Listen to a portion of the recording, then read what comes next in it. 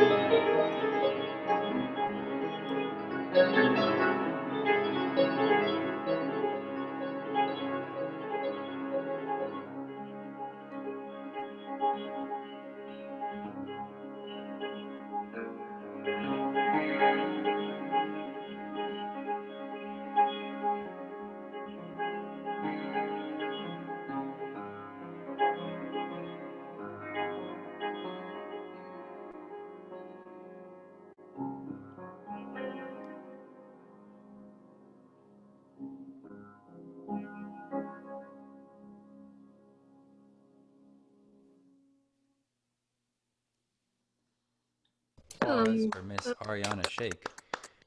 Fun fact about, I'm sure some of you have seen her perform before.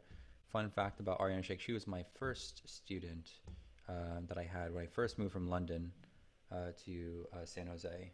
So she's been with me since she was a really little girl. She started in the method books with me playing. Actually, the funny thing is I have a an audio clip I sent her mom the other day of her playing. I don't have it on my computer, otherwise I would play it for you. It's pretty funny. It's like